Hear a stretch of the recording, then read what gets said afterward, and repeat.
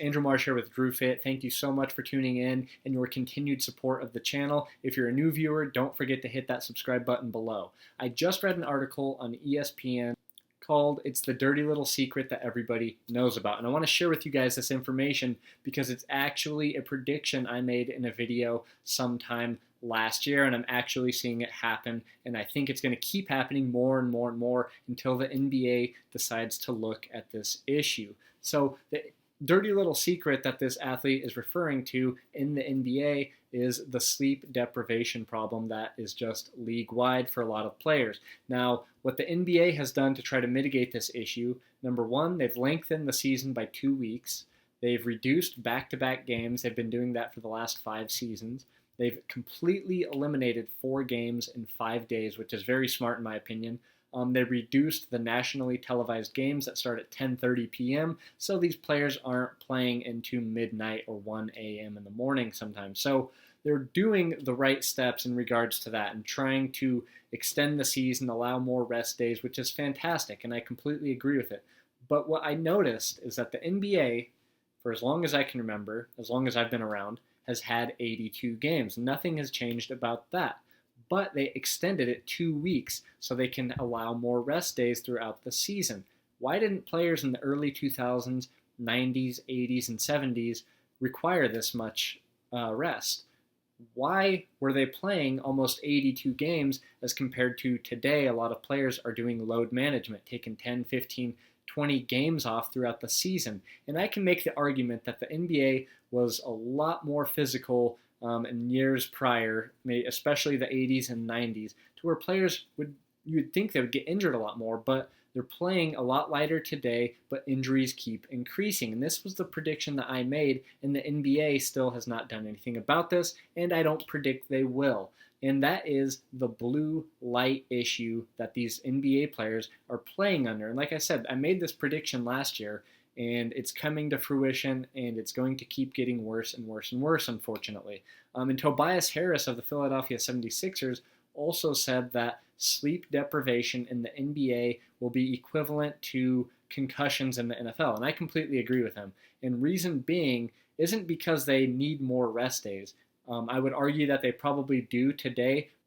Now, the main issue at hand, in my opinion, is the blue light exposure. These players are playing under blue light when they shouldn't be exposed to this kind of light. And the repercussion is lowered melatonin and damaged circadian rhythms. To really grasp this idea, you have to understand the sun and light and how it all works and how it correlates with damaging your melatonin production. And when you look at the sun and the sunrise and the sunset, what you will notice is the sun isn't very bright, and that's because it's heavier in red light and lower in blue light. Now, when is the sun most bright? You'd say around noon to 3 p.m. You can hardly even look in its direction, and that's because of the blue light being emitted. Now, the way this works with the human body is when we see things like blue light or red light, it's telling our body what time of day it is. So to put that into perspective, these NBA players are being exposed to the heaviest blue light that it's ever been in our existence at about 7, 8 p.m. And what that's doing, essentially, it's telling their body and every fan in the stadium, it's telling them that it is noon. It's noon, it's noon, it's not 8 p.m., it's noon. And that's because our body is like a solar panel to the light that we're being exposed to. Our body, our eyes, our skin actually absorbs the light that is being emitted. So the more it's doing this, the more it's throwing off our circadian rhythm because we're getting a false message saying that it's noon because the light is heavy in blue light. But don't just take my word for it. You can fact check me. There's been countless studies on this and how blue light exposure, whether it's really early in the morning or really late at night, damages your circadian rhythm, damages your melatonin production, and not only will you be sleep deprived, but melatonin is also responsible for over 100 plus hormones in the body. So you could be damaging your health long term the more you're exposed to this. And that is the sad and tragic thing about this. And I really hope that the NBA will take a look at this in the future and realize that we shouldn't be having these athletes playing under such bright light so late in the evening.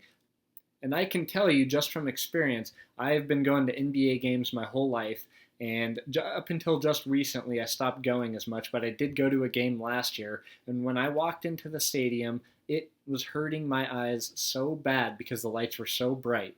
And the scary thing is, the more you're exposed to this light, the less you notice just how bright it is.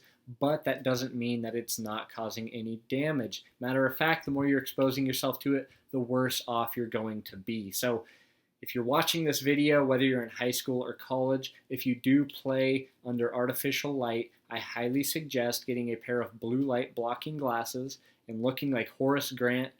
For those of you that know who he is the one that wore the band around his head with the goofy glasses. That'd be a very bright idea, in my opinion, to wear blue light blocking glasses while you're playing that sport, and also try covering your skin as much as you can, because remember what I said, your body is a solar panel and it will absorb the light that is being emitted. So be careful and be cautious, and I want to make you guys aware on this issue. Now, in a perfect world, the NBA would look at this and make a change and take this into account and actually look at studies that are being done. But my prediction is this is just going to keep getting worse and worse and worse. And the NBA is going to tell them, well, now we need to shorten the season by 10, 20 games. Maybe we lengthen the season, shorten the playoffs. They're going to keep making changes like that, but they're not going to get to the root cause. And that's just my prediction, but I think I'm pretty confident on that's going to be the route. But anyways, I hope you guys enjoyed this video. If you have any questions or comments, please drop them below. And again, don't forget to subscribe, guys. Thanks.